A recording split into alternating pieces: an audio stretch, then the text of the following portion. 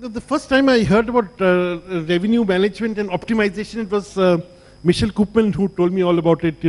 I have always been covering the, the food and beverage industry, and for me, revenue and mathematics are two alien subjects. But over the last 3 years, I've gained a little bit with friends like Karishma and all, trying to help me, shore up my knowledge. Michel, I'll start off the discussion with you. In this intensely competitive market, we still, most Indian hotels, I don't know whether it's a global phenomenon as well, most Indian hotels, sort of look at their rates once a day. What do you think about it? And, where are we headed with such practices? Well, I think it's very important what was said before, correct? It's not all about your rate. Definitely RevPAR, GOP, that's the name of the game. We see clear trends that F&B revenues are growing every year, 10% minimum. And I think that is a trend that will continue for a number of years. The big fat Indian wedding, guess what? We make a lot of money on those. I think that rooms revenues will be rather static because of the supply and demand. We're in a very cyclical business, except in food and beverage. That's where we can make the difference. To answer your question, how often do we look at our rates? Myself as a general manager, after every morning briefing, we go through the pickup of the day before. I get printouts 3 times a day, or I go online 3 times a day. So it's a very dynamic pricing module. But I want to make a few points because, I think we need to bring in the relationship in revenue management, because numbers is only one part, right? If you have running hotels all over the world, it's very simple. There's a long-term view and there's a short-term view. Like there is in pricing, same with revenue management. I had the pleasure of running a hotel in Melbourne. Melbourne is famous for all these major events, correct? Australian Open, Formula One, Spring Racing Carnival, Australian Foodie Season. And we had a large hotel, 550 rooms. So we had to balance very clearly, and we have to reward and recognize the people who support us the whole year in the period when actually they couldn't get a room. So I think if you play a smart game, it's about the long-term game. I think if you play a smart game, you have to really focus on your food and beverage, because that's where you make a difference. Because a room is a room is a room. I think this will really gladden the hearts of our chefs, who were always, regarded as, the people who only buy these very expensive raw materials and, waste money. So, which brings me to the point Kevin made about total, look at hotel, in totality. But we also have a situation, Alam, where, where we have 3 departments basically chasing numbers, chasing the revenues. We've got marketing people, we've got the sales people, distribution people.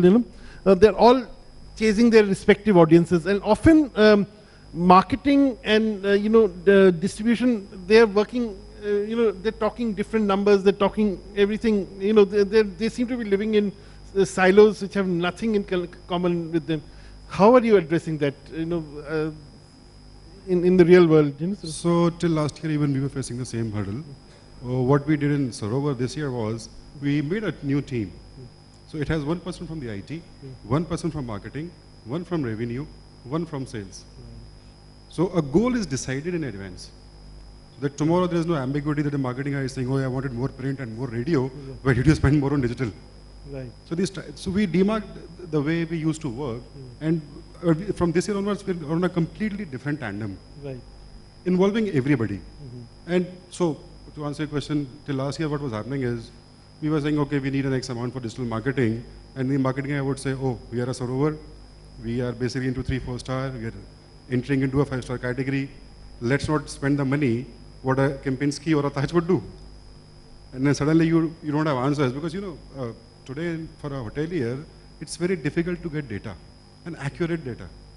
That's why, this whole thing about data analytics that you were talking about, I think, that's a very important point. Absolutely. So this is the reason why tools like RezNext and everybody have gained prominence, and our future. Right. They hold our future, actually. Yeah, in fact, it's very interesting. My son, eldest son, who's a little weak in mathematics, he says, I think hoteliering is a good line. So I said, why? Because there's no mathematics involved. I said, you don't know how much maths they have to do. So this was a phenomena even earlier also. You know, the first day I joined the industry, my first boss asked me, what else could you have done? I said, I wanted to be a sportsman. He said, that means you were bad in studies? I said, no, I was not very great. He said, then okay, we are at one platform. Because we were intelligent, we should have gone for an IS or a PCS, not joined the hotel industry. So, you know, Karishma, you're coming about, you know, you have a situation in Delhi where Taj Hotels, for instance, and has 7 hotels actually. You know, you've got how much? 4 Vivanta by Tajes, you've got luxury properties, you know. Now, in a market like this, how do you do, you know, rate negotiations? And, you know, frankly, there's very little difference, you know, see between Taj Mahal Hotel and Vivanta by Taj Surajkund, you know. You know, so how does it work for you?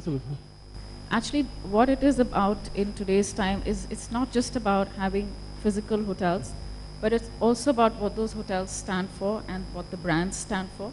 So we try to a very large extent to create a very distinguished brand appeal in a customer's mind. Every hotel is very distinct in terms of its positioning, in terms of its location, as well as the offering that it gives. So currently, it's really our 3 city center hotels that potentially get into a bit of a competition. But other than that, the remaining 4 hotels are in distinct geographies. Like we have the Vivanta in Gurgaon, we have one in Surajkund, one in Dwarka, and a gateway property at Damdama Lake. So we've been very careful in terms of where we wanted to open the hotels. Yes, to some extent, I would say that with the city center hotels, Taj Mahal and Taj Palace, there is that in the customer's mind that yes, they are very similar. Yeah. However, we've tried to distinguish the hotels specifically by saying that the Taj Palace is more of a conventions hotel and the Taj Mahal is more towards FIT travel. So we've positioned it like that, whether it's in terms of our messaging, whether it's in terms of our pricing, in terms of our offering. We also have a cluster revenue approach when it comes to the pricing of these properties. So we are very clear. What is the cluster revenue approach? In fact, that's something. Sure. Yeah. So what we all do is that every hotel currently has their own revenue resource, but we do collaborate with each other like once a month, and we try and set our pricing in a manner that it's not conflicting with other hotels. That's one. Second is we have a concept of sharing our group inquiries. So if there's a large group, and sometimes customers, you know, tend to look at the same brand. They go to different hotels, they'll take a quote from the Taj Mahal, they'll take a quote from Taj Palace. So when that kind of situation happens, if it's a common customer, we try and refer it between the hotels. And then it's usually the hotels that figure out who needs the business more. For example, a Taj Palace is a 403-room hotel and Taj Mahal is 297. So we know that for a Taj Palace, a convention business is more important than a Taj Mahal because they have a bigger inventory. So they kind of balance it out like that. Right. So I would say marketing and pricing is what distinguishes the hotels, right? May I add something? Yeah, I think the key thing is yes, very important when you're open, correct? The key thing is the right selection, the right location, with the right owner, with the right brands. And now I had the pleasure of working in China. 27 hotels. Guess what? Everybody wanted to have an intercontinental. Guess what? It's not possible. It's going to be a Crown Plaza, Mr. Owner. I don't like us. Fine, then we don't sign the deal. I think, you know, the developers have a big role to play. And they keep on over-promising and under-delivering. And they listen too much to owners who want to have the best hotel. And I want this brand, but the market is not there. And hotels are all about location, location, location, location. You know, in fact, Chirodeep, you know, Vikram will come to you because I have a very important question because you're a single property hotel as of now, you know. I just quickly wanted to ask, Mr. Koopman, if you would add right time to it with all this glut that we're talking about in Delhi market. Agree. I mean, hotels. Would you add that to the list? Of course, and hotels are long-term, correct? Exactly. And this is the role of the developers. I mean, I've seen many hotel projects with figures and look at them, hey, those are my figures, correct? So they take the Lila in Gurgaon, multiply the figures times 30 and tell Mr. Owner, this is what you're going to do. Look what happens in Aero City, good luck, correct?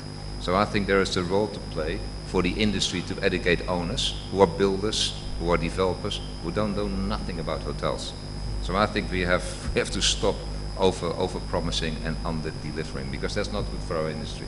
And there's a lot of other factors, but I think it's very important. I guess what the Aerocity that you talked about, so everybody was looking at the figures around 2006, 7 and 8 when we were kind of peaking in terms of revenue and everybody was counting money. All we had to do was sit and count money. And projections were made based on those as years. And now in 2015-16, we have a glut of rooms available and not enough demand.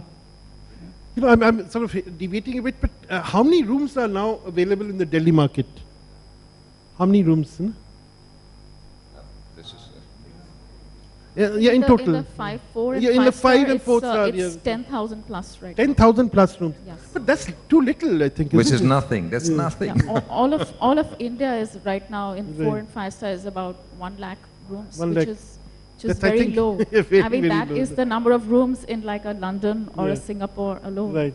And you know, again, it's really interesting because in these markets, just to come back to your question, there's like a hotel in every street, literally. There is, Exactly. you know, in one street, there are 5 different brands of hotels. Right. And what these markets have learned over time is that it's not really about occupancy anymore, how they're going to price their hotels. It is as per their brands. And they are very clear about it, whether they are at 30%, whether at 50%, or at 100%. The minimum price that they go to is only so much. So the kind of phenomenon that we were seeing about last minute pricing or the kind of thing we are seeing happening in our markets right now in India, it is actually an outlier compared to what happens in the global markets where there are so many distinguished hotel brands and, you know, sitting side by side and coexisting. Which comes back to the loyalty factor, correct? What I said before. If you are a Holiday Inn traveler, you're a Holiday Inn traveler. If you're a Crown Plaza, you know, guy, you're a Crown Plaza guy. And I think it's important to then match the right quality of the hotel with the right service level, with the right people, with the right location. Chirodeep, now, you know, Michelle raised a point about owners, you know, and Carlson Residor, I think now, how many have you got? 100 plus hotels in across categories? If I only speak about Delhi, we have more than 17 hotels here. Okay, so And, that means so many owners. Isn't it? Absolutely. If I only talk about Asia Pacific, we have 105 hotels operating only in Asia Pacific region, from Carlson Residor, which is a Radisson Blu, from a Radisson Blu Plaza till about the Park Inn. So we have a hotel in every category, 4-star, 5-star and 3-star. So how do you deal with, you know, I mean, especially in owners in India, you know, where, you know, everyone talks about the ROE, you know, return on ego, you know. Now that investment is led by ROE, you know. So how do you deal with the conventional way of revenue management was that we only talked about the RevPAR earlier, but now I think so RevPAR is the least talked about and GOP is all it is now, right now. People are looking out for the bottom line. The owners especially are looking out for the bottom line and they are much more aware as compared to the times in past. And of course, because there is a lot of competition which is there. Now I think so the revenue management especially and the sales were not really best friends earlier.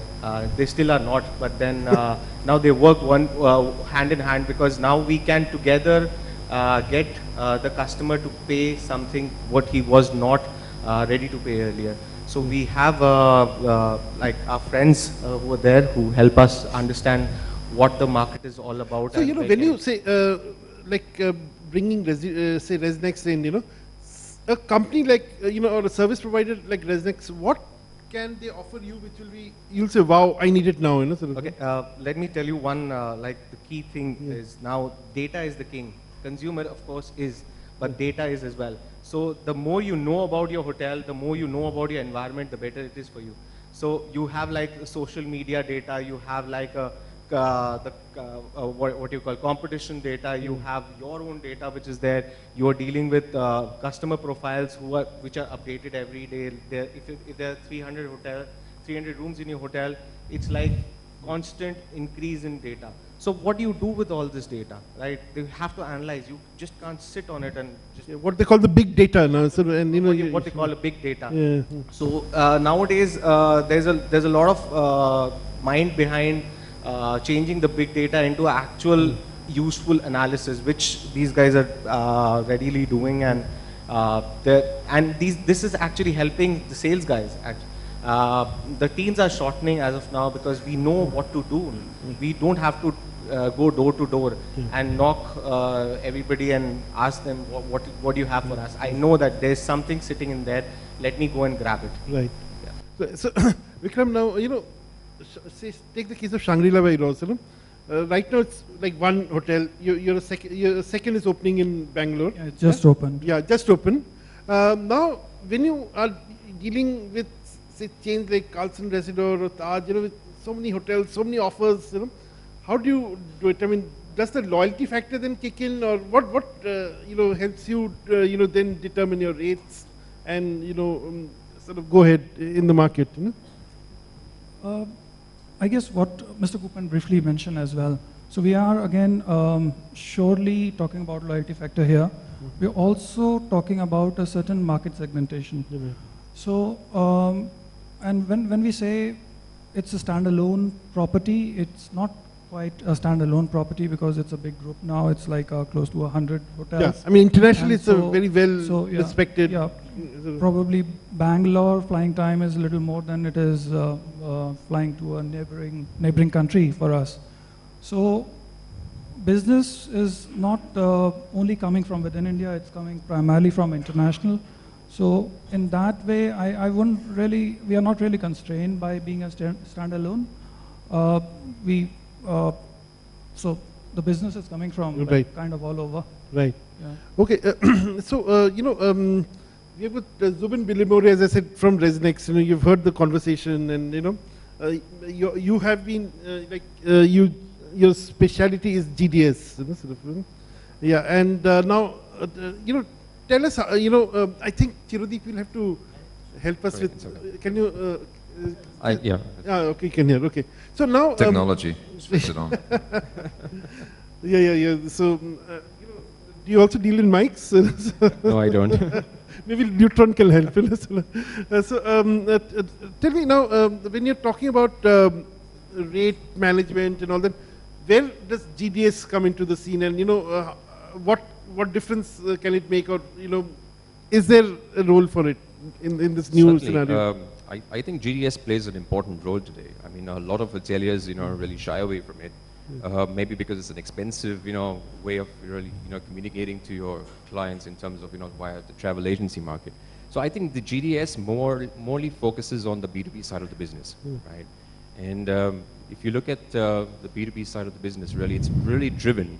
I mean, when I say travel agencies, it's mainly driven through consortia, you know, it's mainly driven through corporate clients that you really, you know, have RFP or negotiated rates, etc. But again, you know, to be really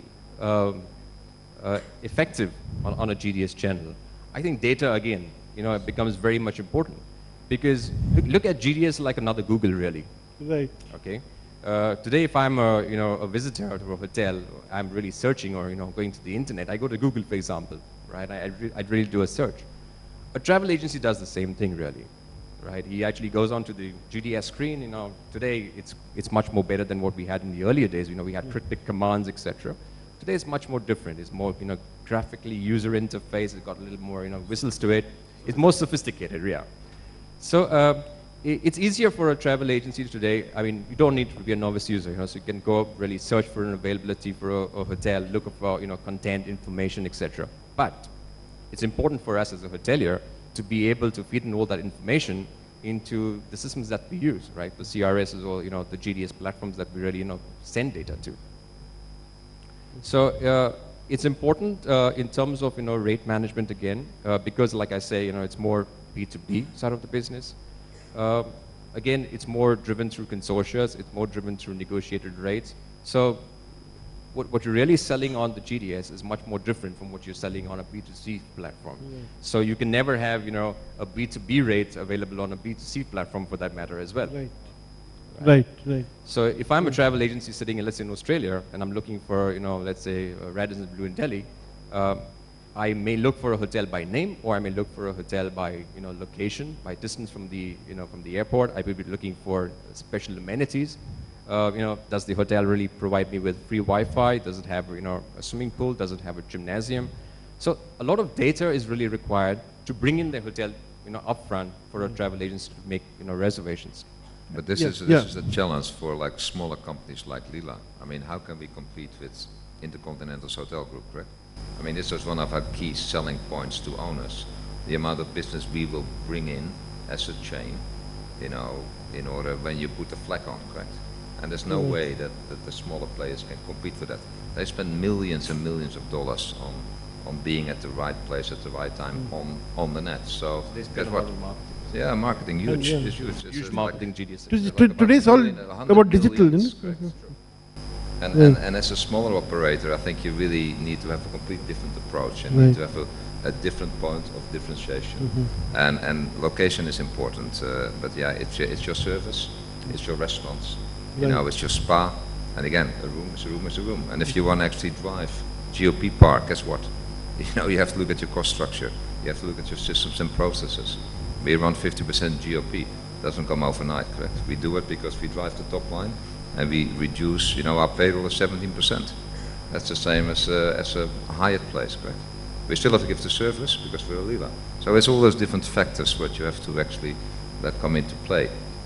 I keep on telling my owners, your GOP percentage will go down, but you make more money. You cannot bank a percentage. He says, why? I said, we're going to do more food and beverage and less rooms. Oh, okay. So I think the whole education, the talking, and to be different than the competition, I think that's the field. It's very interesting how the whole business has changed. There was a time when Mr. Oberoi was famous for saying, we are in the business of selling rooms, and rooms. So and now we are talking about we are in the business of also selling rooms. Now question time. The audience, you have been a very patient and nice audience. I'm sure hunger pangs are setting in. But before that, some questions. So it seems everyone's GOP is looking good. Only one? Okay, please. Sorry. Oh, yeah, please, yes.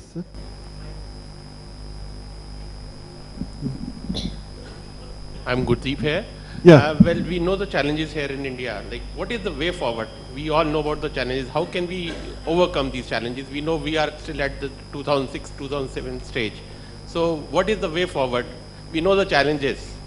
There has to be, we know we have only 10,000 rooms. We know the situation with Singapore.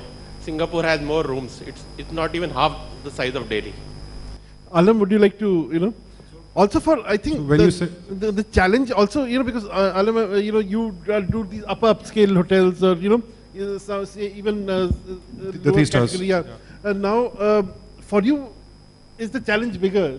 Yeah, it is bigger because, when the customer necessarily doesn't accept you, when you suddenly say that you have a 5-star hotel and you want to sell in $10,000 bucks. Because historically he's been seeing us for the last 20 years as somebody who's been charging $70, $80 to the max. Right. So there is a challenge, but I couldn't get the question properly. Which challenge are you talking about? Is it to do with the digital, the marketing, or the revenue perspective? And I think each of you can give one sentence, one or two sentences. What he's saying that we all know about we know about the challenge of, the glut in the market, the competition for revenue, the pressure on GOP, now we know these challenges. If you were to say, okay, what is one solution, what would be your solution? Say, in your case, raising the bar from $80 to $100, No, it's more about the approach. Right. It's more about the approach. So approach, definitely. Michelle, in There's never one answer, but it's, first of all, kill the so-called all-American plan inclusive packages, number one. Yeah, so get rid of them. That's a good one. Yeah. Number two, understand international price levels and never ever tell anybody that your rooms are expensive because they're the cheapest in the world. Correct? Number three, implement systems and processes in order to reduce, your wastage and improve your productivity. And then actually, the GOP will all follow. Vikram? One I can think of is to explore different avenues, different sources of alternate revenue that you can be generated in the hotel. So whenever we are talking about revenue management, we are generally everybody talking mostly and focusing mostly on rooms division and trying to sell more rooms. So how about thinking of revenue management for spa, for the restaurants, and really going after it? So I can see there is some talk in RezNext and how they can support us in doing that. So that's one way forward. Second, integrating revenue management with our finance department. So it seems like for most hotels, there are one department which is focusing on costs, and there is another department which is trying to drive revenues. And if there was a way to integrate both and then come up with an agreeable plan. So yeah, like a meeting point, you know. Yeah, a meeting point. And third, perhaps, is as we growing more and more online stuff. So having a plan of how to drive more business through online, because at the moment we seem to be driving business for rooms through online channels. But how about trying to drive more business for restaurants and spa and health club memberships and car hire? So Absolutely, that's a very important point, I think. Chirodeep? Absolutely. We are talking about a perfect environment in somewhere place like Singapore and all. It has more rooms. So we, like he said earlier, like a perfect hotel, like a right hotel at the right place at the right time and at the right price. So you need the right data as well to analyze everything, to build the perfect environment. So I would say that work on everything. We are working simultaneously on everything. We are building great hotels. We have to build the great data as well. And these guys are actually helping us build the data. And if we have the right data, I think so we can get better than Singapore, I guess. I think apart from the data, you need to have the correct analysis also. Absolutely. Data alone would not. I think Zubin might have to come in that picture. Karishma? So I would just say two things. One is that to break away from the herd mentality, don't get desperate. You know, have faith in your product, have faith in your rooms. If I look at inflation in the Indian economy, it's hit the roof. Everything we buy, even 6 months ago, has gone up in terms of pricing. Not that I'm saying that's a reason to take your rates up, but I'm saying be confident of your pricing, don't take them further down. And the second thing I would say is a global phenomenon that's happening, which is consolidation in the hotel industry. Marriott acquiring Starwood, merging to form the largest hotel company in the world. I think that's a message by itself. So what the way I see it is perhaps the way forward is that there's going to be a few very strong hotel players in the market, and they will then kind of correct this downward trend that is happening by creating distinguished brands, distinguished marketing messages across locations, giving very specific customer experiences, attracting loyalty, and all these things eventually are going to count for much more, than short-term measures like pricing. Thank you. Zubin, sort of the last word. It all really boils down to data, and information that's all available. I mean, there is so much of information overflow, but really analyzing and forecasting in the right manner, and these are the solutions that we really provide, and we're helping the industry move forward. I think, from the RezNext perspective as well, our promise is to hoteliers, to really work with us closely and help us help them do better business in terms of, really analyzing and, driving business in a more effective manner. I think the people who don't use technology today to understand both the buying and selling behavior would be, to answer his question, what he was saying, like in Sorovar we did that. We understood what we were doing, and we were trying to understand what is the customer thinking about ourselves. And we got some people from the market, from the technology perspective, and we had a better understanding over a period of time that what eventually and exactly we have to do. And we are, most of the hotels this year are performing far, far better. Absolutely, yeah. You're right. Perhaps the last word, last word. I think our business is about eating, drinking, sleeping, and a bit of entertainment. We make it too complicated. We don't walk the talk. We're not in our hotels You can have all the best systems of the world, but you're not going to make any money. Yeah, make the guests happy. And in the case of Michelle, is the big fat Indian wedding over? Okay, good. No wonder you look so relieved.